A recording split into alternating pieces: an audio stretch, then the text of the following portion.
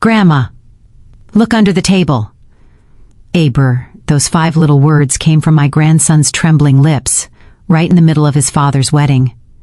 At first, I thought he was just being playful. You know how children are, full of whispers and secrets. But when I looked into his eyes, I saw something that froze my heart. It wasn't mischief, it was fear. The music was loud, the guests were laughing, and somewhere behind the floral arch, my son, my only son, was smiling like he'd just won the world. But in that moment, the room felt smaller, heavier, like all the air had been pulled out. I bent down slowly, pretending to fix my shoe, my heart thudding so hard I could feel it in my ears. My fingers brushed the edge of the white tablecloth, and what I saw under that table changed everything I believed about my family. Abru. But I'm getting ahead of myself. Maybe I should start from the beginning, before the wedding, before the heartbreak, when I still believed love could heal almost anything. Ibrakaba. CK. Then, my days were quiet. I lived in a small brick house at the end of Maple Lane, the same house where I'd raised my boy, Marcus. The garden still bloomed every spring, just like it did when he was little. He used to run through those flowers barefoot, chasing butterflies with his father's old fishing net. Aberfay life felt simple then. I'd make my morning tea, sit by the window, and think about how far we'd come. Losing my husband early hadn't been easy, but Marcus had given me purpose. He was gentle, bright, and stubborn in that beautiful way only sons can be. When he graduated and started his business, I remember thinking, he's finally building the life his father would have been proud of. And then came her, Elena. The first time Marcus brought her home, she had that kind of beauty that makes everyone stop talking for a second. She smiled wide, spoke softly, and called me Mama before the evening ended. I won't lie, I liked her. She had this way of holding Marcus's hand, like she truel. He got married after a year, and soon after came little Jacob, my grandson, the light of my old days. But time, as it always does, started to pull at the seams. Aber at first, it was the small things. Helena stopped coming around as much. She'd send Jacob over for weekends, but never stayed for tea anymore. Marcus started calling less, always saying, "Work's been crazy, Mom. You know how it is." Still, I told myself that was just life. Children growing up, carving their own path. Until one day, Jacob said something that lingered longer than it should have. Ebruk. He was 5 then. We were baking cookies in my kitchen. Flour everywhere, his little hands sticky with dough. He looked up at me, his forehead scrunched, and said, Grandma, why does Daddy sleep on the couch now?" I laughed it off, told him maybe his daddy was just watching TV, but he shook his head. Brr. "No, Grandma, Mommy said he's not allowed in her bed anymore." That night, I sat by the window long after Jacob had fallen ASL. Staring at the porch light flickering in the dark. Something about that innocent sentence unsettled me. But I told myself, they're just arguing, all couples do. Aber, I had no idea that was only the first crack in something much deeper. Months passed, Jacob grew taller, wiser, quieter, and Marcus, well, he started to look tired in the photos he sent. His smile didn't reach his eyes anymore. Then one evening he called me, voice shaky, hesitant, almost like he was trying to hide behind his words. "Mom, I'm getting married again." Brr. I froze. The phone pressed against pressed against my ear. "Married again, Marcus? What do you mean? You and Elena, Ibri. We divorced 6 months ago. I didn't want to bother you with the details. It's been rough, but I've met someone new. Her name's Samantha. She's kind. She loves Jacob." Abri grew. He sounded happy. Or maybe he just wanted to sound that way. Abri. I forced a smile, even though he couldn't see it. "Well, if she makes you happy, That's what matters, sweetheart. Ebru, but deep down, something inside me twisted. Aber, maybe it was how quickly it all happened. Maybe it was the fact that Elena hadn't even called to tell me they'd split. Or maybe it was Mother's intuition, that quiet, stubborn whisper that tells you when something doesn't add up. Still, I tried to support him. He invited me to the wedding, said it would be small, just family and a few friends. And so, on that crisp Saturday morning, I put on my best navy dress, pinned a small white rose to my shoulder, and told myself I'd smile no matter what. I remember stepping into that church, sunlight pouring through stained glass, music soft and joyful. Marcus stood at the altar looking nervous but handsome, and beside him was little Jacob in his tiny black suit, holding the rings. Abra, when the doors opened and Samantha walked in, everyone gasped. She was stunning, not in a loud way but in a quiet, careful kind of beauty. Still, something in her eyes didn't rest easy with me. Abri. Maybe it was the way she avoided my gaze. Abru. Maybe it was how tightly she clutched her bouquet. Ebri, but I said nothing. I just smiled, clapped when they kissed, and told myself, let him start over. Let him be happy. If only I had known that the truth was sitting right there, under the table. That's when Jacob tugged at my sleeve during the reception. Grandma, he whispered, his eyes darting to the adults around us. Don't say anything, okay? What is it, sweetheart? He leaned closer, his little voice trembling. Just look under the table. And when I did, my whole world tilted. When I looked under that tablecloth, I didn't see what I expected.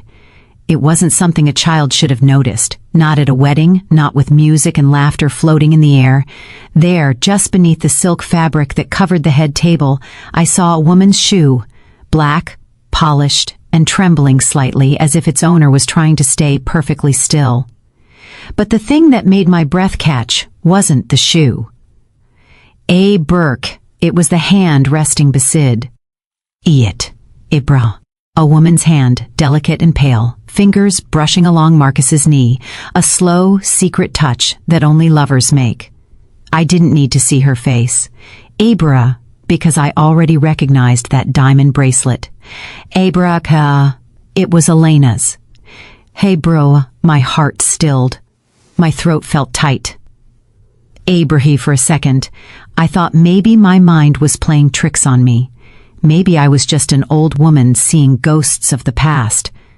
But then Jacob looked up at me, eyes wide, pleading, and whispered, Mommy told me not to tell Daddy. She came. I felt my world begin to unravel. The music swelled again, and Marcus lifted his glass for a toast, completely unaware. His voice boomed across the room, full of charm, full of pride, Yeber to new beginnings, Faber, and beneath the table the ghost of his old one sat hidden, her fingers trembling under the cloth. That night, I couldn't sleep. The sound of laughter, of glasses clinking, of vows spoken too easily, it all kept echoing in my head. I replayed that moment over and over, the way Jacob had leaned in, the way he'd whispered like a child who'd seen too much. Abrier, what was Elena doing there? Why would she come to his wedding, uninvited, unseen? Abrier, I knew I had to be careful. I couldn't just confront Marcus, not on his wedding night. I'd raised that boy. I knew how he hated scenes. He'd call me dramatic, tell me to rest, to stop imagining things. Abrier, so I waited. I smiled through the photos, hugged him when he came over to thank me for coming. Abrier, but my hands shook the whole time. And when I hugged Samantha, the new bride, I noticed something then too. Abraham, her perfume, it was light, floral, but beneath it was something bitter, faintly metallic, like old blood mixed with roses. A strange scent for a wedding day. Abru, she smiled politely, thanked me for raising such a good man, but her eyes kept darting toward Jacob, who was clinging tightly to my skirt. Abrar, I wanted to ask her what she was afraid of, but I said nothing. Abru. A few days later, Marcus came by with Jacob. Abru, he looked tired, eyes shadowed. Marriage hadn't softened him. If anything, it had hardened something in his face. We sat in the kitchen, the same one where I used to pack his school lunches. He stirred his coffee absently, his ring catching the morning light. "You didn't stay long at the reception," he said finally, not looking at me. "You know it was getting late," I replied softly. "You know these old bones." "Mom, you're not old," he said with a faint smile. "You're just careful." Abru, there was something in his voice. A distance. Brewer like he was talking to a stranger. Then he sighed, setting the cup down. "Samantha's been having a hard time adjusting. She thinks everyone's judging her because of the divorce." Abru. "And Elena? How is she?" He flinched. Just barely, but enough for me to see it. "Abru, I haven't spoken to her in months." Brufra.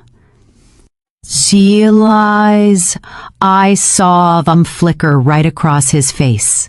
Jacob, sitting by the window, looked up at that moment and said in his innocent voice, Daddy want D when she came to the wedding."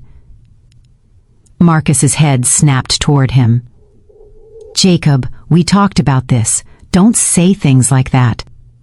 Abru, a boy, went quiet. Sept, my boy, went quiet, shrinking into his chair. Into his chair. Abru, I kept my Frau. Was calm, gentle. "Oh, there. I saw her." He looked at me then, not angry, not defensive, but scared. "Mom, please don't start this." "Weber, start what, sweetheart?" "Yeber, you think you saw something, but Elena's gone. She's not part of my life anymore." But his voice broke on that last word, and when he left, I noticed he forgot his coffee cup, and on the rim of that cup, faint as dust, was a smudge of red lipstick. Elena's shade. Abru. That night, I found myself pacing the house. Abru, I'd raised Marcus to be honest, to love with his whole heart. But what kind of man invites one woman to witness him marry another? Seabury. I tried to make sense of it. Maybe Elena came to cause a scene. Maybe she wanted closure, but no, she'd hidden. She'd stayed under that table like someone afraid to be seen. Ibrhi, and then there was Jacob. The way he whispered, the way he watched every adult with a kind of nervous knowing no child should have. I began to wonder what else that little boy had seen. Abru. A few days later, I visited Elena's old place. It was a modest apartment now, smaller than the home she used to share with Marcus. She opened the door, surprise flickering across her face before she composed herself. "Heber, Mrs. Walker." "I came to see you," I said, "to ask why you were at the wedding." She hesitated, her hand gripping the edge of the door. "I wasn't there." "Sadadel," I said softly, "I saw your bracelet." Bram instinctively to her bracelet. Her eyes darted down instinctively to her wrist. "A list." "Oh." For a long moment she didn't speak. Then finally she sighed. "I shouldn't have gone. I just wanted to make sure Jacob was okay. Samantha doesn't like him much. I was scared she'd push him away." Abru, her voice broke then, quiet, raw.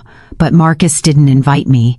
He doesn't know I was there. Please, Mrs. Walker, don't tell him." Torn between anger and punished in there, torn between anger and pity. She looked fragile, like a woman who'd already been punished enough. "Does Jacob know why you left, Elena, Wanda?" She shook her head slowly, tears pooling in her eyes. "He just knows. It wasn't my choice. That night, I couldn't shake her words. Yebra, suddenly, it wasn't my choice, and suddenly that small, trembling hand under the table made sense in a way I didn't want it to. Elena wasn't there to ruin the wedding. She was there because she couldn't let go, because some part of her story hadn't ended, but there was still one thing I didn't know. Heber. Why had Jacob told me to look? Heber. What had that child seen that even I hadn't? The next time I saw Jacob, he was quieter than usual. Children have a way of carrying truth they don't understand, heavy and silent, like stones in their little pockets. He sat on my couch with his legs swinging, watching the rain outside, while I folded his tiny shirts in the living room. I tried to make conversation. Abruker, how's your new house? Sweetheart, do you like your new room? Abr, he shrugged. Abr demanded. It's okay. Abr K. And Samantha? Is she nice to you? Brr. He hesitated.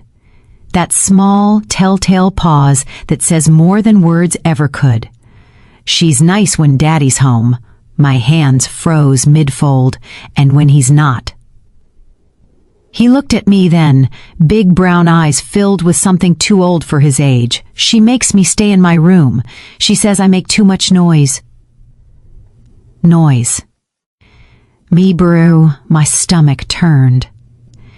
Ibruker currai. I reached out, tucking a curl behind his ears, arrow behind his ear. His ear. You're never too much, Jacob. Chew. He didn't smile. Instead, he whispered, almost to himself, Yebrch. Grandma, I think Daddy still loves Mommy. Heber. I looked at him, startled. Why do you say that? He shrugged again, still staring out the window. Capri, because sometimes he goes to her house. He thinks I'm sleeping, but I see his shoes by the dock as came to pick Jacob up. I sat by the window long after their car disappeared down the street. I wanted to believe there was some simple explanation. A forgotten box, old P. Apers. Unfinished business. Ibrahim. But deep down, I knew better. Marcus had inherited his father's silence, that dangerous kind of quiet men wear when they're doing something they know is wrong. I told myself not to get involved. He was grown now, a husband, a father. But that's the curse of motherhood. No matter how old they get, you still feel their mistakes like burns on your own skin. So I decided to find out for myself. T-Brof. 2 days later, I drove to Elena's building again. I parked across the street and waited. The air was thick with August heat, the kind that makes even your thoughts sweat. Aberthy for 2 hours, nothing, just the hum of traffic, the slow crawl of life.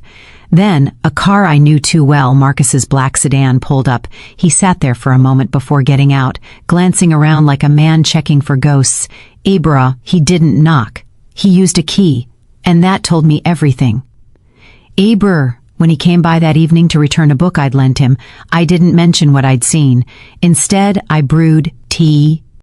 Chamomile, his favorite since childhood, and waited. He sat at the table, scrolling through his phone, pretending to listen as I talked about the garden. Then I said it softly. Aubrey. Marcus, how long have you been seeing Elena again? Marcus' hound of his phone dropping onto the table was louder than thunder. What? What? You heard me. You heard me. Ray. Well, He looked at me, eyes narrowing. Oz? Huh? Who told you that? I brave one. I saw you. He stood abruptly, pushing his chair back so hard it screeched across the floor. Please, you don't understand, it's complicated. Try me, sighing. He ran a hand over his face, sighing, the way he used to when caught lying as a boy. Elena needed help, that's all. She She's been struggling since the divorce. I just check in on her sometimes. Sometimes. Peber silence. And you still have a key? Philas froze. He froze. Brr silence. A silence stretched between us. Thick and heavy. Finally, he whispered, I didn't mean for it to happen. I just wanted to make sure she was okay. But she never really left, Mom. Even when I tried to Samantha was supposed to be different. That's still there. Samantha. And Samantha, Bree. He flinched like the name itself hurt. Samantha was supposed to be different. Stable, my chance at peace. At peace. But it's not working. It's not working. She hates Jacob. She hates the reminders. Reminders of what? Of who I regret. Of Elena. Of who I used to be. Abruwine's son. I looked at him then. My grown son standing in my kitchen, the boy who once brought me dandelions and mud pies, now tangled in lies he'd built himself. Marcus, I said quietly, you can't build peace on someone else's pain. He swallowed hard. It's not that simple. It never is. That night, I got a call. It was Elena. Her voice trembled through the line.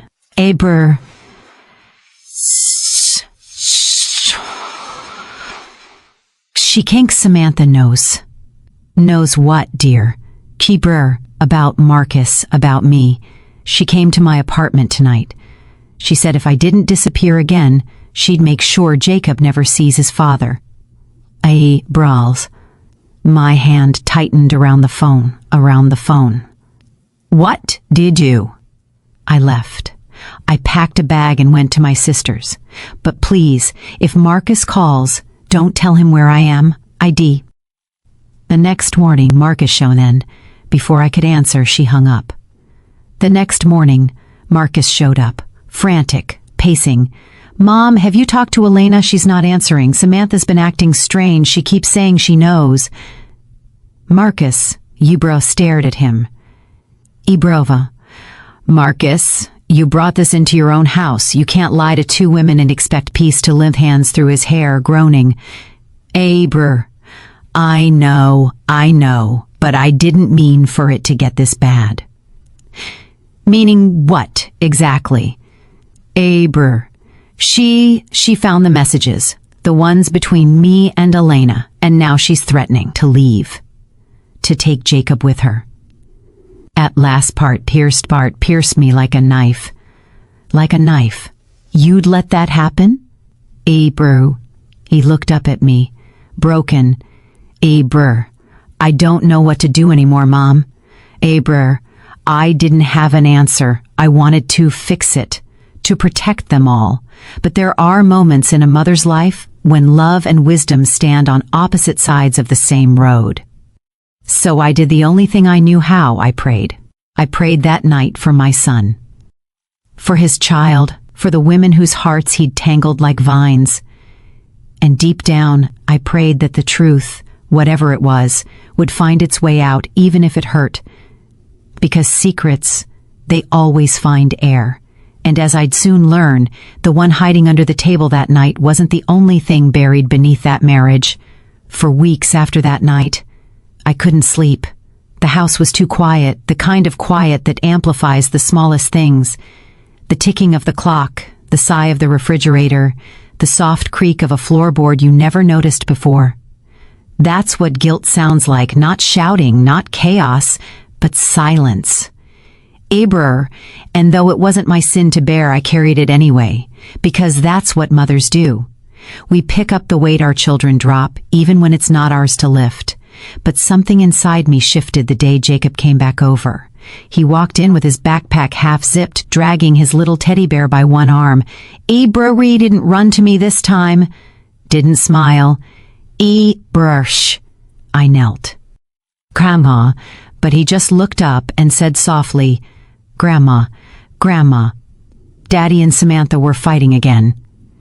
My heart clenched. What about sweetheart? Reswat, he lund, hike. He looked down, his voice trembling. She's trembling. Abri, she said he still loves mommy. And he yelled that it's not true, true.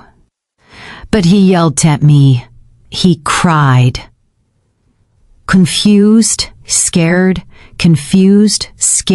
and whispered, why do grown-ups lie when they're sad? I didn't have an answer for that. So I just pulled him close and whispered, Abruk, because sometimes, baby, the truth hurts too much to say out loud, but I could see it in his eyes. That boy already knew what most adults never learn. Lies don't make pain smaller. They just bury it deeper. That night, after I put Jacob to bed, I made a decision. I wasn't going to watch another generation drown in the mistakes of the last one. I'd seen it before. His grandfather hiding his shame behind, I'm fine. Ibr, I'd seen it in my own silence, my own fear of confrontation. Ibri. But now it was happening again, my son repeating the same cycle. Of secrets that had poisoned our family long before he was born. Kibrashi. And this time, I wasn't going to let it continue. The next morning, I drove to Samantha's house. Abrahi, she opened the door, her eyes swollen and red. She looked exhausted, mascara smudged, hair unkempt, like she'd been awake all night fighting ghosts only she could see. Ebru. Mrs. Walker, she said, her voice trembling slightly. Now's not a good time. Brr, I know, I said softly, but it's exactly the right time. I stepped inside before she could protest. The air in the house felt tense, heavy, like grief itself lived there.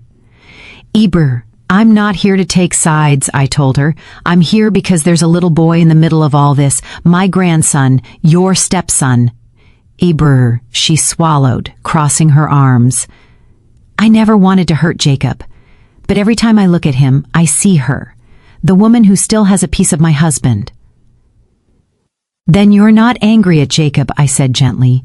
You're angry at what Marcus couldn't let go of. Eber's tears filled her eyes, but she blinked them away. You don't understand. I gave up everything for him. My job, my peace, my family's approval. And for what? To live in the shadow of a ghost? Nari, Abram. Samantha, I said softly. Nash said softly, you married a man who never forgave himself, not for the divorce, not for what he did to Elena. And until he does, you'll both keep bleeding from wounds you didn't create. Ebru, for a long moment, she said nothing. Then her face crumpled, and she whispered, he told me he was done with her. He was done with her. He swore it. Sometimes, I said, people swear to forget because remembering would break them. When I left, I didn't feel victorious, just tired, because I'd seen it in her eyes, that mix of rage, sorrow, and fear, the kind that precedes either forgiveness or destruction, and I had no idea which path she'd take.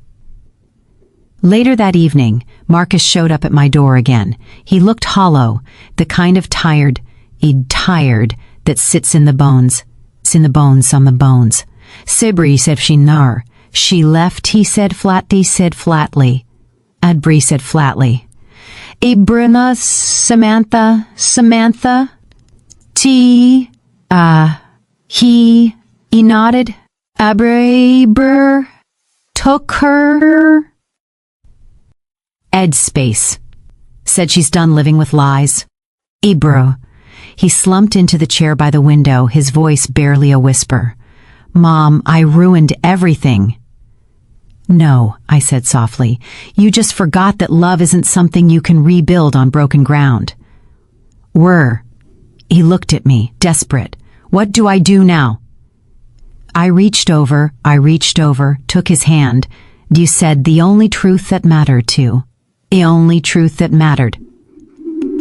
You start telling the truth to everyone, especially to yourself. He lowered his head. I don't even know who I am anymore. Then it's time you find out. I said, not as a husband, not as a son, just as a man. That night, after he left, I sat by the window again. The moon was pale, watching over the empty street like an old friend. Ibrahim and I realized something. I couldn't fix Marcus, but I could save Jub. Ibrahim.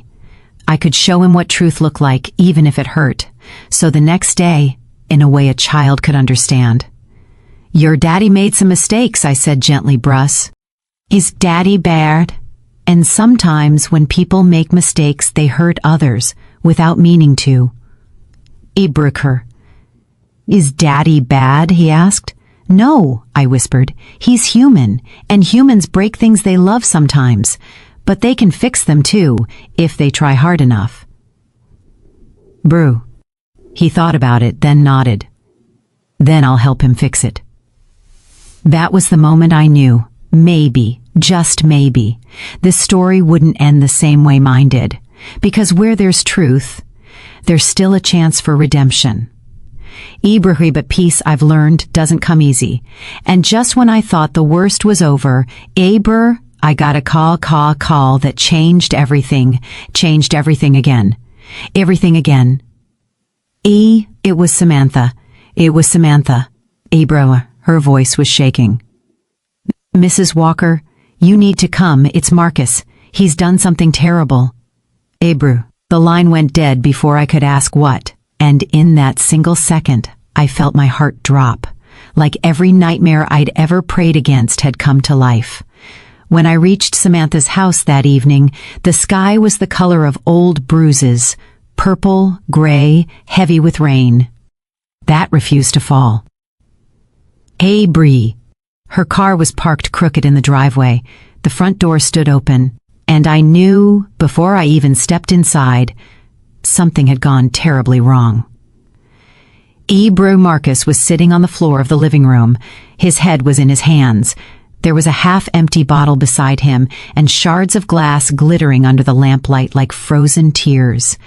Samantha stood a few feet away, her phone trembling in her hand. She looked pale, terrified, but steady. When she saw me, her eyes flooded with relief. When she saw me, she whispered, He wasn't supposed to... Ebersheb, but Marcus cut her off, his voice hoarse. Don't make it sound worse than it is. Bup, I stepped closer, tapped closer. Abe. Marcus, what happened? He didn't look up, He didn't look up. His voice cracked as he said, I called Elena. I told her everything. Brew. Samantha gasped, covering her mouth. You what? He finally lifted his head, and the pain in his eyes was something no mother ever wants to see. I told her about the affair, about how I married Y. Oh, too soon. About how I thought I could bury what I felt.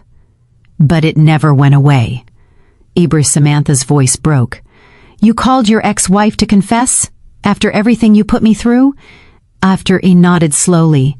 Because I couldn't stand lying anymore. I thought honesty would set me free, but all it did was destroy everything left standing. Barbara. There was a pause. Thick, choking, unbearable. Bree. Then Samantha whispered, and Bree, she deserves the truth. Yes, but so did I. Son, I knelt beside Marcus, my knees creaking, my heart aching.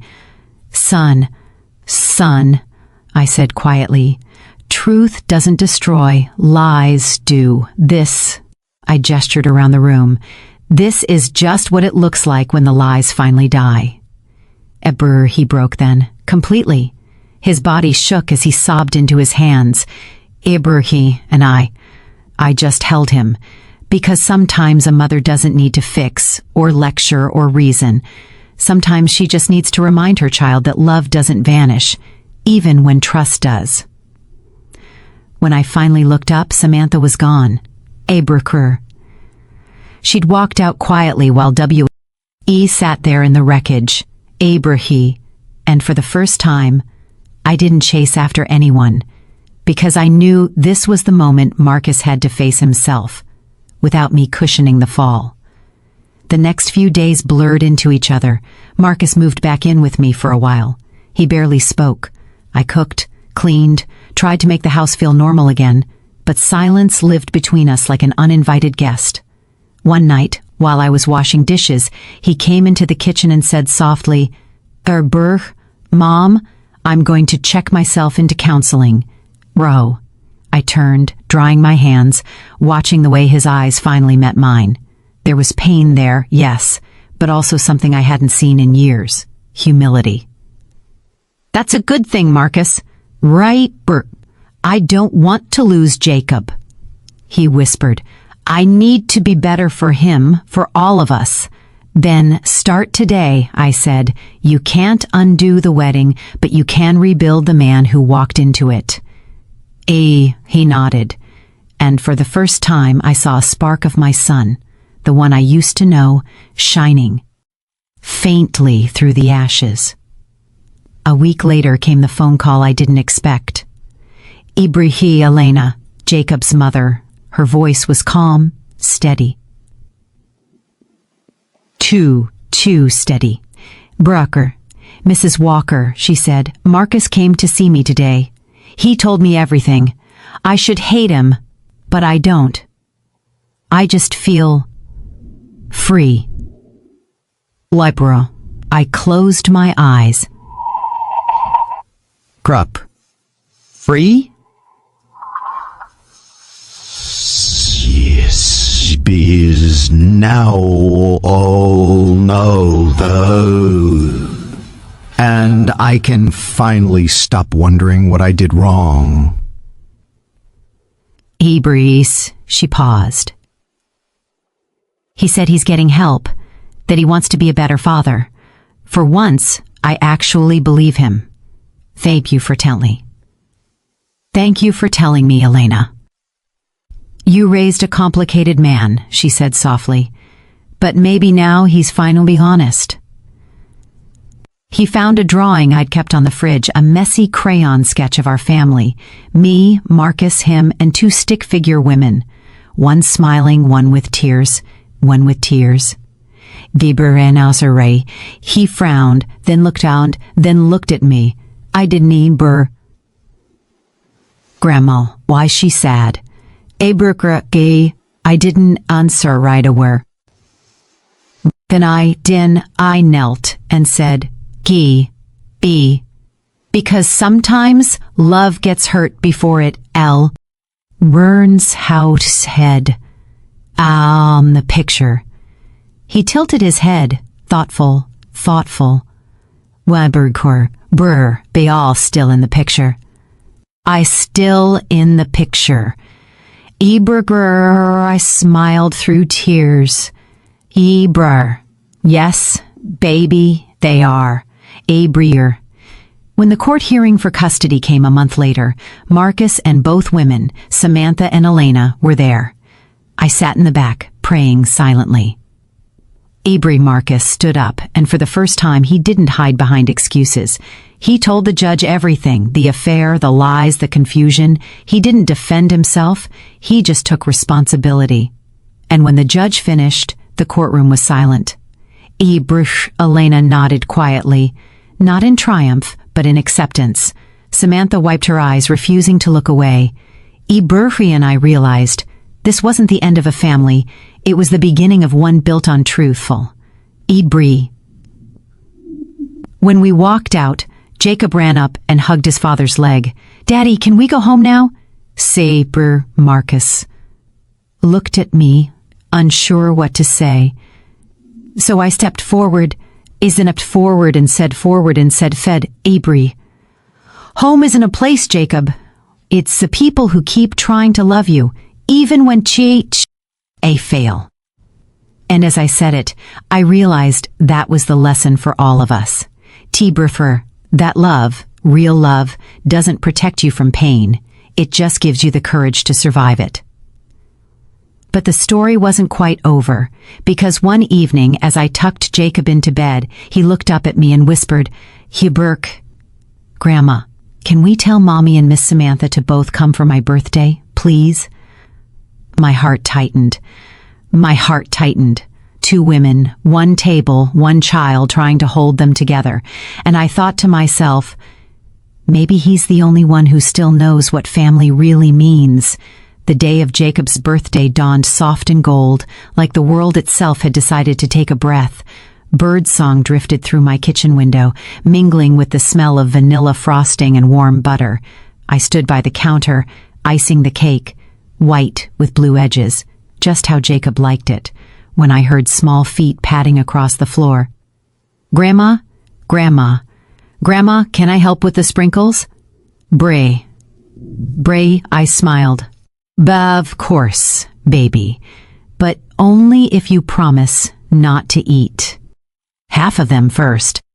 "Brr," he grinned, showing that little gap in his front teeth. "I promise." As he leaned forward, carefully shaking bright dots across the cake, I thought to myself, how strange it is that joy can bloom again in the same house where so much sorrow once lived. Marcus came downstairs soon after, wearing a simple shirt, his hair trimmed neatly, his eyes softer, somehow. He'd been seeing his counselor every week. The walls he used to hide behind were beginning to crumble, and for once, I didn't try to hold them up for him. He kissed my cheek gently. "Sieber, thanks, Mom, for doing this." "Heber, it's a birthday, not battlefield," I said quietly. I said quietly. "And maybe today we can all remember that." He nodded, though I could see the tension in his jaw, Bibra because he knew who was coming. At 2:00 sharp, Elena arrived first. She wore a soft yellow dress, the kind that caught the sunlight when she moved. She looked nervous but calm, her hands holding Jacob's present, a box wrapped in silver pap. "Hello, Mrs. Walker," she said with a small smile. "You look lovely as always." "Thank you, dear. Come in." Jacob's been counting the minutes, softened at the sound of his laughter from the living room. A few moments later, the second Samantha stepped up, just a long gray cardigan and that air of someone walking into something uncertain. Necessary. Brr, Marcus froze when he saw her. When the window. "Should I?" "Yes," I said. "You invited both. Be the man you promised you'd become." Swallowed hard. He swallowed hard. Then opened the door. The air between the 2 women was heavy at first. Polite smiles, cautious glances. But then Jacob came running down the hallway yelling, "Ibrig both came!" He hugged Elena first, then Samantha, then turned to Marcus with wide, excited eyes. "Daddy, we can all sit together, right?" There it were.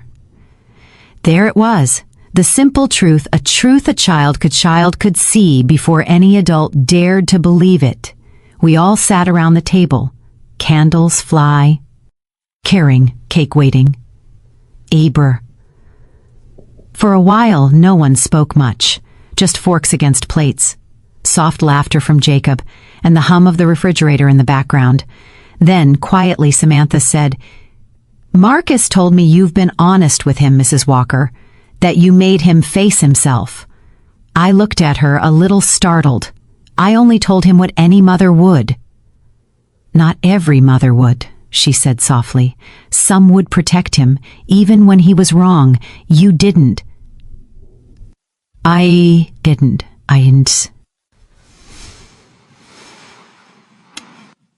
Say to that. Then Elena spoke, her tone calm. "I think he's paying for what he did, but I also think he's trying, and that matters." "Abru, Samantha nodded slowly, her fingers curling around her mug. "Shibri, He does. I don't know if I can forgive him yet, but I can start by not hating him. Marcus looked up, his eyes wet. Abra, that's more than I deserve, he said quietly. But thank you. The moment didn't feel dramatic. It wasn't the kind of forgiveness that comes with tears and violins. It was small, human, fragile. Ibra, like the sound of someone exhaling after holding their breath for too long. I sat back in my chair watching them, and I thought, this is what healing really looks like.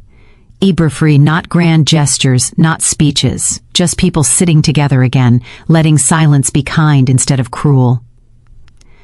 Later that evening, when the candles had melted down and Jacob was playing with his new toy cars on the rug, I went outside to the porch.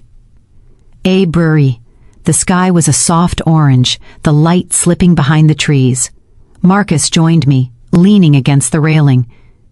You think it'll ever really be okay? He asked quietly.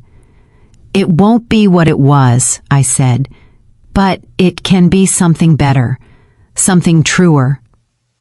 Ina's, then Samantha's, then Marcus's, each heading in their own direction, yet somehow closer than they'd been before.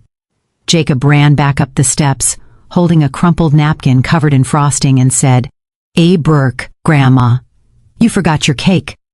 Neighbor, I laughed, taking it from his little hand.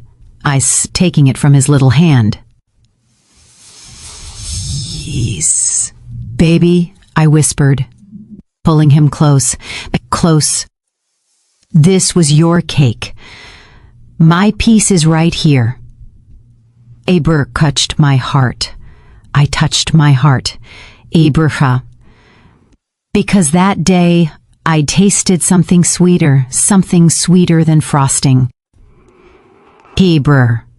It's funny how life breaks us in ways we think we'll never recover from. But sometimes, those eager to heal.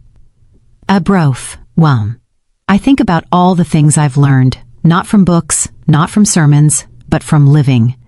Life will humble you in ways you never expected. It'll make you kneel, not out of weakness, but so you can see the ground you stand on more clearly. That day at the wedding, when my grandson told me to look under the table, I thought what I'd find would destroy us. But maybe it saved us instead. Because truth, once seen, can't be unseen. It forces you to choose, stay blind or start over. And starting over, that's not weakness. That's courage. These days, Marcus comes my porch light, brings groceries, plays catch with Jacob in the yard. Sometimes Elena drops by too, and even Samantha. Each of them finding a quiet kind of peace in the same backyard that once felt too small for forgiveness. We don't talk much about the past anymore. We just live. Iberski, and that's the most honest thing any of us can do. Iberka, because sometimes forgiveness isn't about letting someone off the hook. It's about letting yourself off the leash. Letting go of what was never yours to carry forever. So if you're listening to this story tonight, maybe nursing your own heartbreak, your own family wounds, Iberki, I hope you remember this, Hebri. You don't always have to win the argument. Hebri, you just have to keep your soul intact, because at the end of every story, when the noise quiets down and the house grows still again, Ibri, the only voice that matters, is the one inside you. Hebri, would you have done what I did? Would you have told the truth, even if it meant breaking the family open to let the light in? Bibruhi, tell me in the comments. And if my story touched you tonight, don't forget to subscribe.